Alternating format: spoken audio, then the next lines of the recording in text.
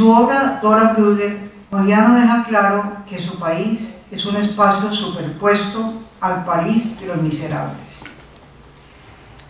Es más, la protagonista de su novela vive algunos trechos de su vida en la misma geografía en la que Jean y Cosette refugiaron su miseria y su dolor.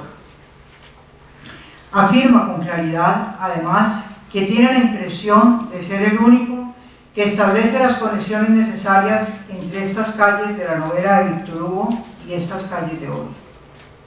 El París de los miserables y desarraigados modernos. No deja, pues, lugar a dudas su intencionalidad. No se trata de las calles, parques y cafés de cualquier ciudad. Es aquella que alberga el dolor, el temor, el miedo, la sombra permanente de la desaparición. El París de las obras de Modiano no es el París de los intelectuales de la Rue de Gauche, no es la ciudad luz capital del mundo en el cruce de los siglos XIX y XX.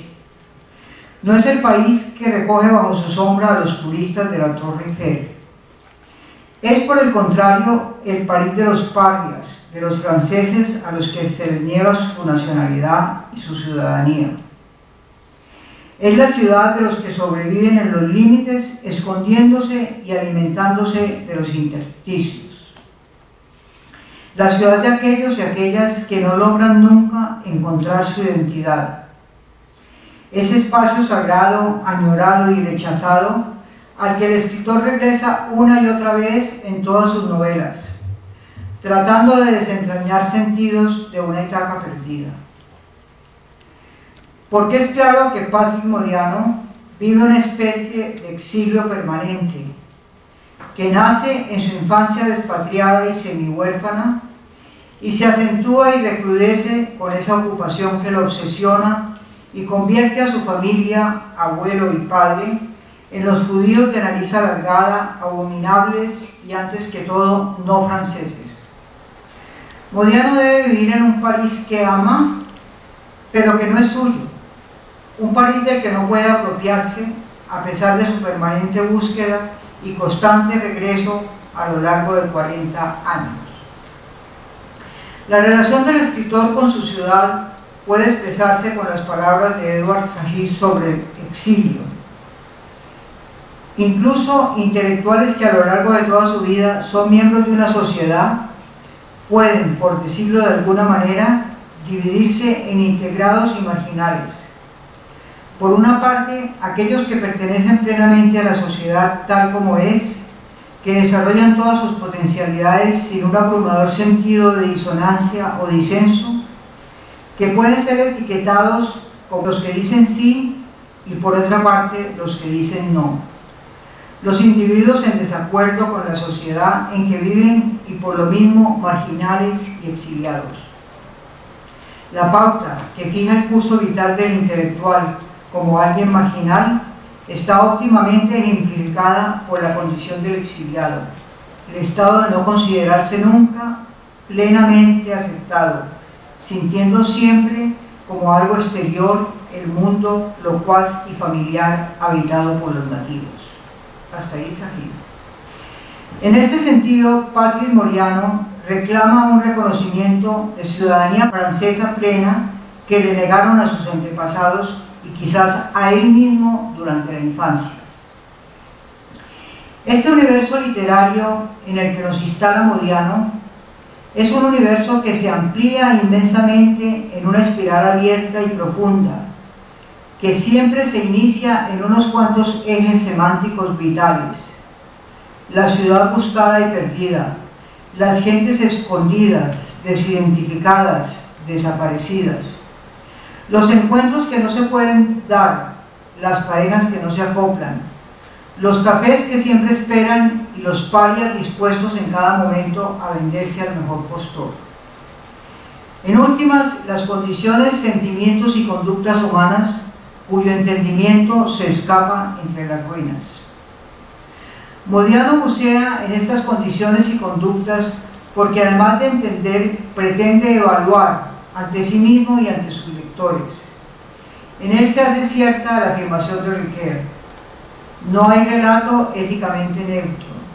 La literatura es un amplio laboratorio donde se ensayan estimaciones, valoraciones, juicios de aprobación o de condena, por los que la narrativa sirve de propedéutica a la ética. Vamos a ir acercándonos a este universo más detalladamente a partir de algunas de las obras que pueden percibirse como trazos concretos de un mismo recorrido más amplio. Voy a mirar específicamente la presentación del narrador y los caminos narrativos que nos muestra el autor en 3 de sus textos. Novela publicada en 1997, traducida al español en 1999. Algunos críticos la consideran la mejor novela del escritor. Se trata de una historia que se estructura como una persecución y búsqueda a la manera de una novela policial o de detectives. El narrador protagonista sigue pistas buscadas y halladas y a partir de ellas va tejiendo una red alrededor de esa sombra fantasmagórica que es Dora Bruder, a la que ni él ni nosotros logramos así realmente. Somos invitados e invitadas a rastrear ese destino y lo vamos haciendo al mismo ritmo en que la narración avanza en un intento de develar misterios. Tras esta búsqueda hay una de mucha mayor densidad: la búsqueda de la memoria de los judíos franceses asesinados en los campos de concentración, la búsqueda de las identidades ocultadas, negadas, desaparecidas en los archivos de las oficinas policiales en medio de un crudo invierno. Es la persecución de los rastros de tantas vidas oscuras cuyos destinos no alcanzan a ser salvados por la memoria. Seres anodinos que pueblan las páginas de sus novelas y que desde ellas quieren gritar. Los lectores somos llevados de la mano por los vericuetos parisinos de la burocracia para intentar reconstruir los trazos de esas vidas. En esta medida, Dora Bruder, personaje en retazos, puede tomarse como una disculpa para visualizar un panorama mucho más amplio. Mientras se realiza este rastreo, se visitan y contrastan calles, barrios enteros que en su memoria conservan trazos de un pasado reciente ligado a la ruralidad. Se examinan estaciones de metros y cafés, oscuros edificios y hoteles ya desaparecidos. Todo ello intentando amarrar a lo que llamamos realidad ese acontecer que no acaba de transparentarse. Modiano se pregunta una y otra vez qué de lo que se imagina y pinta en sus páginas ocurrió. ¿Qué pudo ocurrir? ¿Qué memoria guardar o buscar? Porque esta construcción narrativa se asienta en 2 ejes centrales de una cierta contradicción. Confundir continuamente los límites entre la realidad y la ficción, y de otro lado, recuperar y restaurar una memoria. El narrador protagonista nos lleva constantemente en un ir y venir de lo que él pretende entregar como datos objetivos, archivos, reportes de periódicos, testimonios de familiares, listas de condenados en campos de concentración, a la explicitación permanente de que sabe y no sabe, de que encontró y no encontró, de que hay detalles que se debe imaginar. Las reflexiones de Diana D'Acono pueden iluminarnos. Se trata de que la autoficción problematiza los límites entre la ficción y la realidad, así como las instancias textuales, lo cual no debería ignorar, como sucede cuando se adopta un concepto de ficción demasiado abarcador y por eso mismo poco atento a la peculiaridad del texto. El narrador se esfuerza en entregarnos todo tipo de detalles sobre la ciudad, la fecha y el ambiente cultural, social y político en el que la vida de Dora habría transcurrido. Pero al mismo tiempo introduce permanentemente una duda sobre la velocidad de lo que nos está diciendo.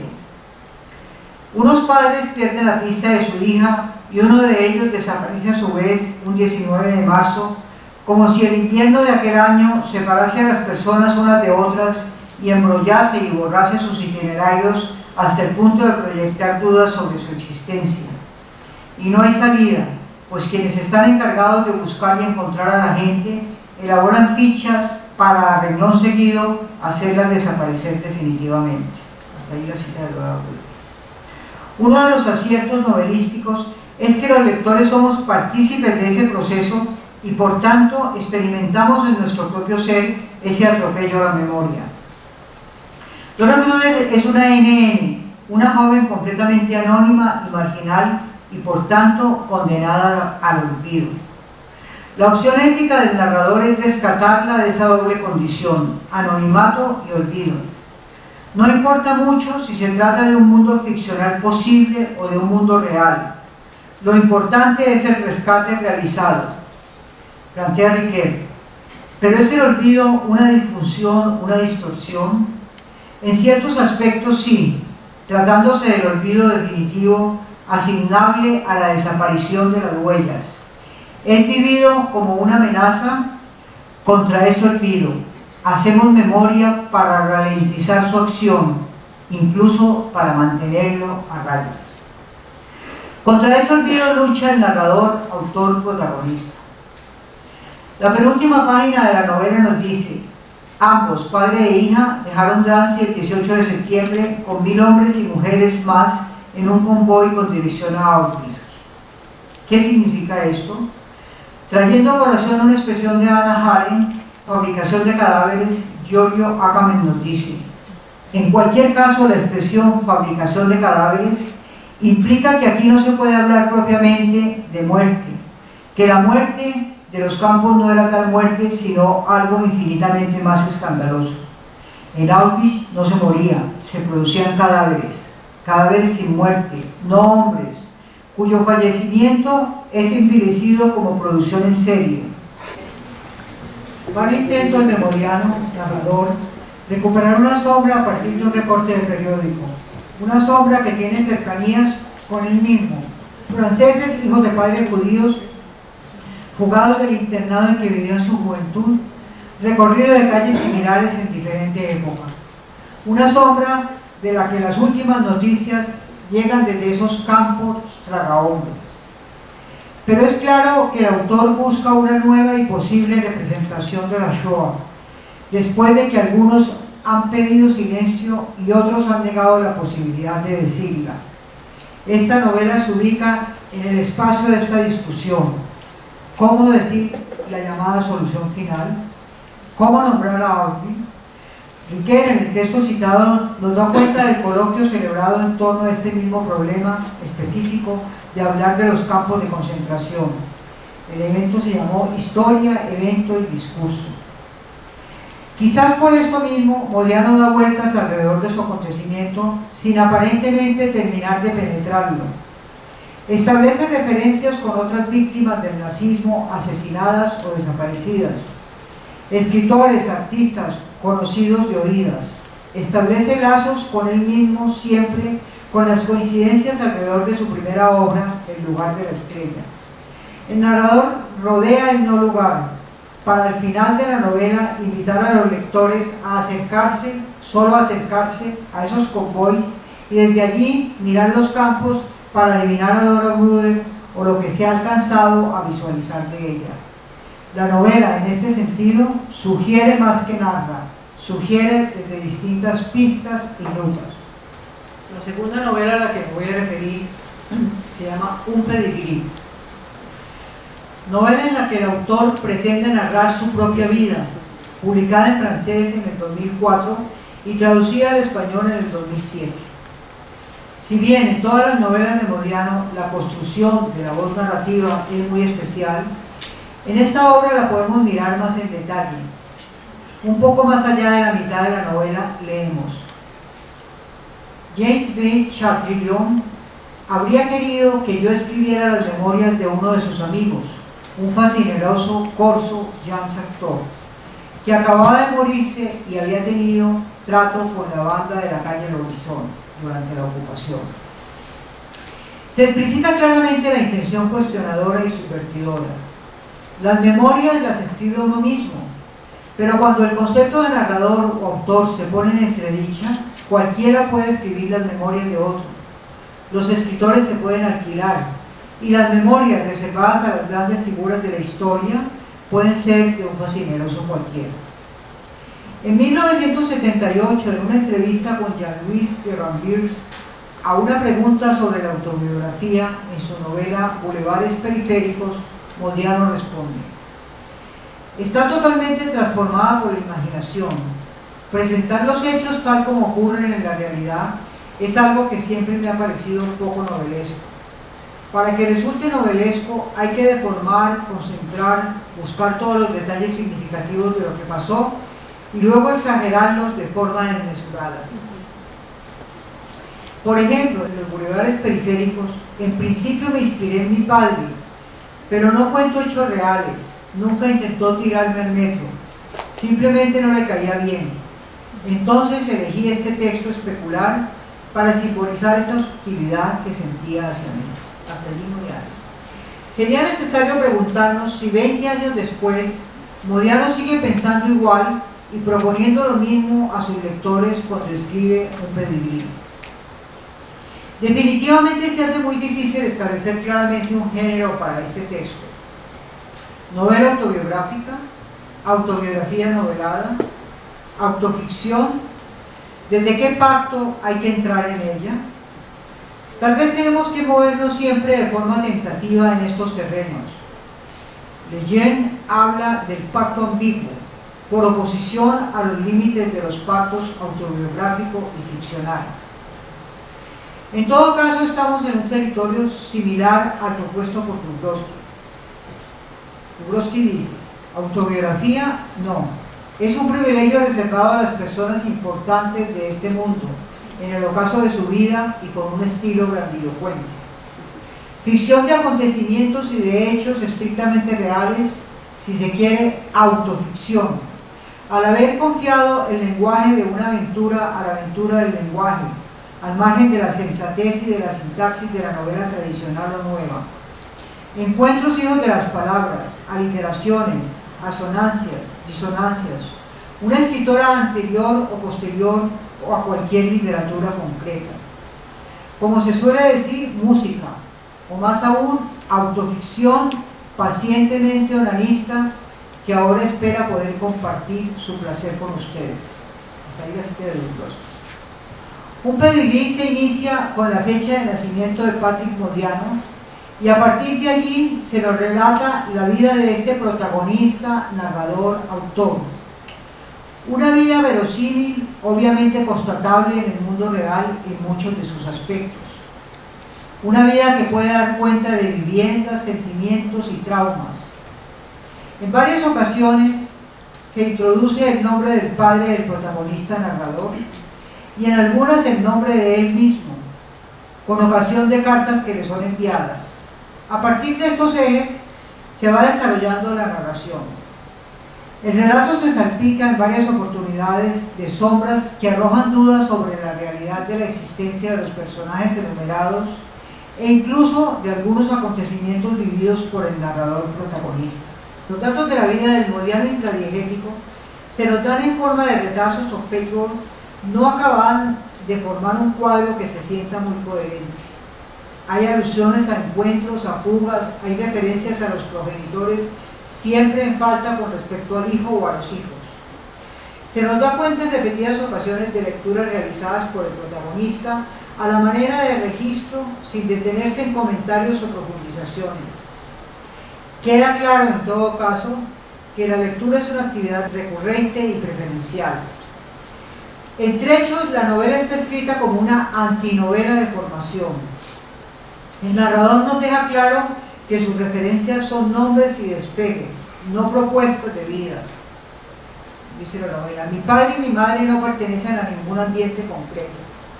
Tan llevados de acá para allá, tan inciertos que no me queda más remedio que esforzarme por encontrar unas cuantas huellas y unas cuantas balizas en estas arenas movedizas. Igual que nos esforzamos por completar con letras medio borradas una ficha de estado civil o un cuestionario administrativo. Podemos corroborar esta percepción de lectores con lo afirmado teóricamente por quienes estudian distintas obras en este sentido.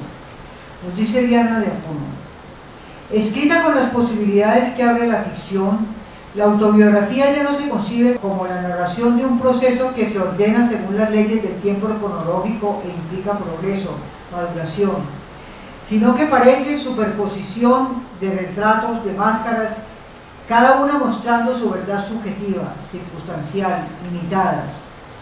Juntas estas verdades parciales, que sin embargo encierran una experiencia vital significativa, componen lo contrario de una novela de formación.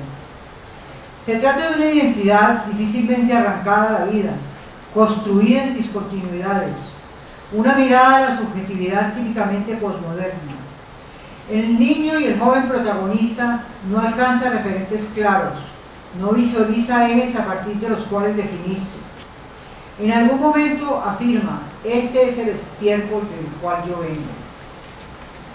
Y la ironía del peregrí buscado no oculta la realidad de entenderse a sí mismo como un perro o un animal en busca de su raza. El narrador, que quiere explícitamente que los lectores lo identifiquemos con el protagonista, afirma varias veces en el relato la intrascendencia de lo que nos está contando y su distancia con respecto a ello. Dice: dejando aparte a mi amado Rudy y su muerte, creo que nada de cuanto cuente aquí me afecta muy hondo. Escribo estas páginas como se levanta acta o como se redacta un currículum vitae, a título documental y seguramente para liquidar de una vez una vida que no era la mía.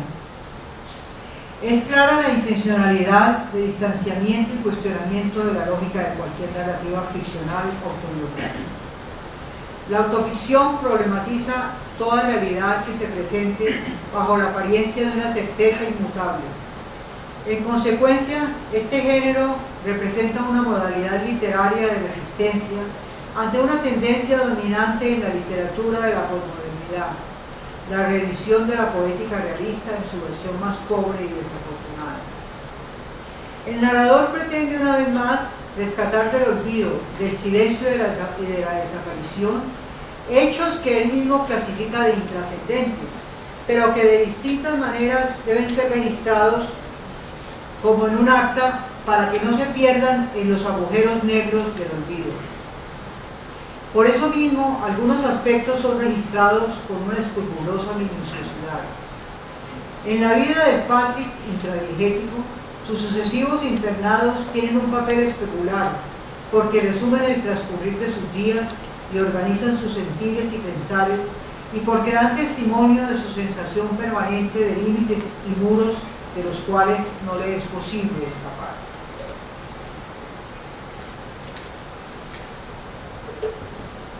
Y finalmente me refiero a su novela En el café de la juventud perdida. Novela publicada en francés en el 2007, traducida al español por primera vez en el 2008. Se trata de una obra corta, de una belleza concentrada, en la que el autor abandona por una vez sus temas recurrentes de la ocupación y el colaboracionismo nazi y se centra en un universo parcialmente diferente al de sus libros anteriores. Aunque está presente el problema de la fragmentaria construcción de identidad, la focalización se da más en los sentimientos y en las búsquedas personales. La historia se estructura parcialmente como un relato policial en el que es necesario encontrar a una joven desaparecida. 4 narradores diferentes miran hacia Lucky, quien se ha esfumado para una parte de su mundo cotidiano y termina por desaparecer para todos. La novela reconstruye la vida de esta misteriosa muchacha, de la cual, como lectores, no acabamos de descubrir todos los recodos y solo bordeamos su existencia. En este sentido, experimentamos reminiscencias de Dora Bruder. Abre el relato un joven estudiante que desde la Escuela Superior de Minas se ha perdido en el Le Condé, un café en el que transcurre parte de la acción. Café que reúne en su interior artistas, escritores y miembros de la bohemia parisiense y de la rebeldía del momento, evocada desde el primer paratexto escogido por Modiano para abrir su universo literario. La cita de Puy de Bord nos arroja de una vez en ese submundo de artistas e intelectuales rebeldes, de los que al final el texto no solo nos da un cierto sabor melancólico. Este espacio se va a convertir para la protagonista en una especie de casa a la que llega en sus tardes de vagabundeo a ocupar una silla con su lectura o a participar de una tertulia que la integra y momentáneamente le hace olvidar su ausencia de lazos. Lucky llega un poco al descuido una tarde hasta este lugar y se convierte en una parroquiana fugaz que siempre se sienta a leer y de la cual el conjunto llega a saber muy poco. Apenas nos ha sido presentada y empezamos a interesarnos por ella, cuando la narración salta y un detective privado nos cuenta sus peripecias en busca de Jacqueline Delangle Ochoa. Pierre Cafley nos da a conocer otros ámbitos de la vida en la ciudad y traza un mapa de los movimientos de esta joven mujer que despliega tras de sí intriga e interés. Nos acercamos a un mundo semimarginal, de empleados burócratas y oficinas oscuras.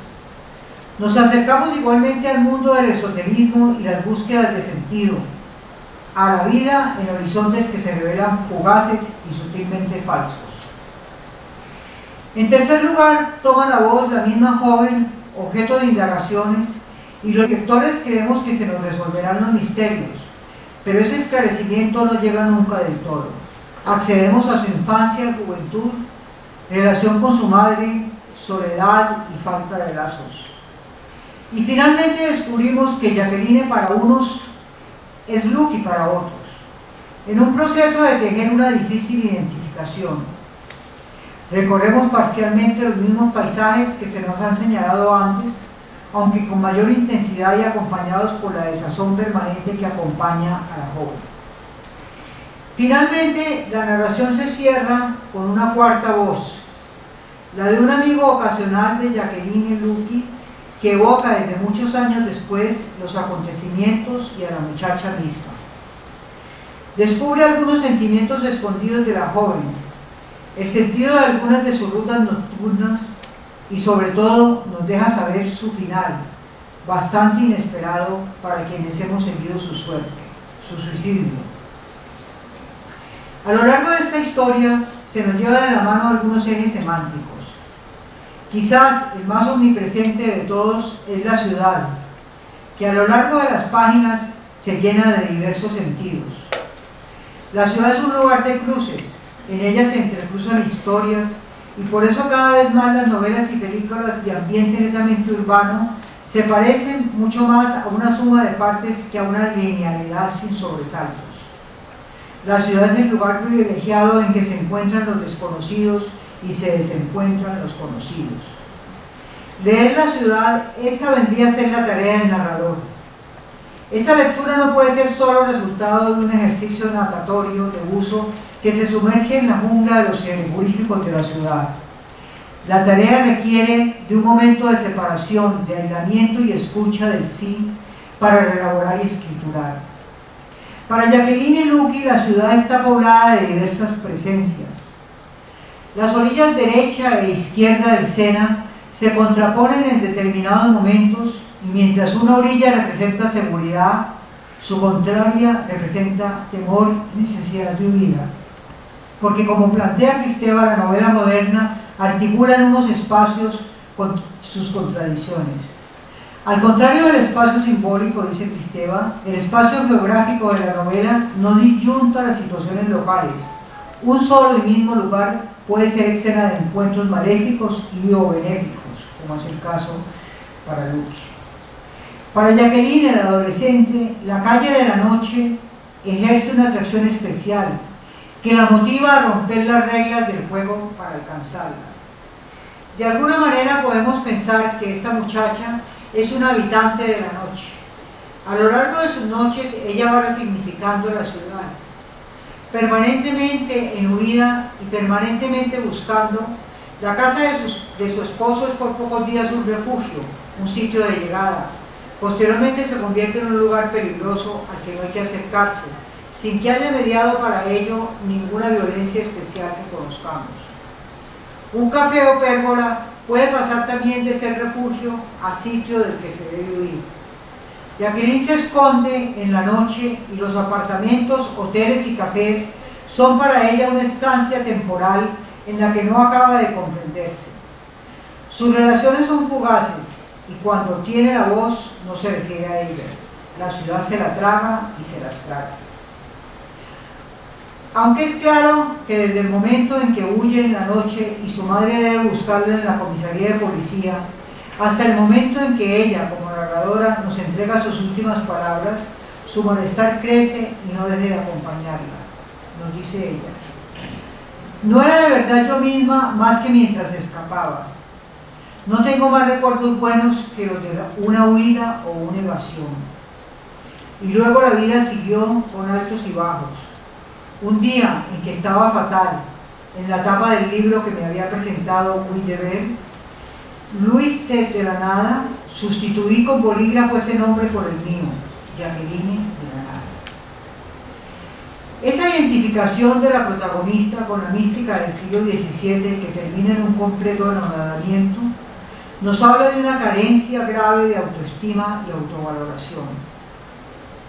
Repasando la figura que en el Café de la Juventud Perdida se nos da de Jacqueline, de quien sabemos más que de Lucky, podemos pensar con Jana Marie que el estado propicio al suicidio, estado de hastío del mundo, de claustrofobia causada por las cuatro paredes que se acercan cada vez más, de los cabezazos contra las mismas, acerca al suicidario, siempre de forma opresiva a esta lucha con el espejo. El yo se esconda donde se esconda y sea lo que sea, será siempre el yo, será siempre el mismo. Muchos años después, su amigo Roland nos ha logrado vislumbrar ese acabamiento del yo que la llevó a salto definitivo. En tanto que lectores y lectoras reconstruimos un yo fraccionado y disperso que no logra o nunca unir sus trazos. Cuando el cuarto y último narrador nos dice que al entrar al Café Le Condé fue recibido con el anuncio "Lucky se ha tirado por la ventana", repasamos inmediatamente lo no dicho. Estas páginas finales, entonces, nos obligan a volver al principio, en busca de algún dato que se nos haya escapado, o en busca de las razones latentes del suicidio.